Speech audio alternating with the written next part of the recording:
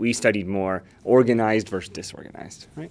And the idea is when it's more organized, you should kind of follow conventional norms, do the right thing more, et cetera. And so we thought charitable donations was a great example to test that. And so if what we're saying is true, then if we have somebody complete an unrelated study in either a room where everything's neatly arranged, or the desk is clean and bare, or a room where there's common office items kind of scattered about. It's just kind of messy and scattered. After completing this study, we asked them, would you like to contribute to this charity?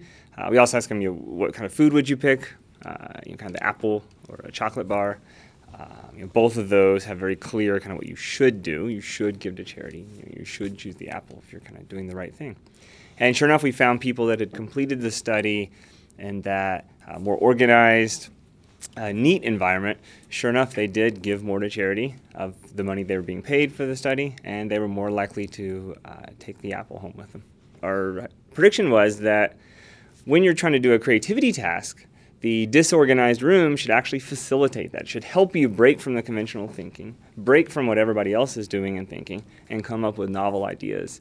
And sure enough, we tested that with giving people a simple task of creative uses for a ping pong ball. People completed the task, either in, again, kind of an organized, neat room or the more disorganized room, and we found people in the more disorganized room came up with more ideas and more importantly, more creative ideas. When we had people score it, they said, wow, that's more creative. One thing it would suggest is we may want to kind of tailor the environment for the behaviors we want to encourage. So for example, if I'm a bank and I want my loan officers to be very careful, to follow the rules, especially given some of the financial crisis recently, this would suggest you want those environments to be very neat, very organized. You want to encourage those behaviors that are really sticking to the norms.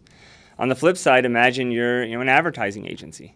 You would actually want to have, I think, more of the kind of disorganized, that kind of free space and encourage the free thinking.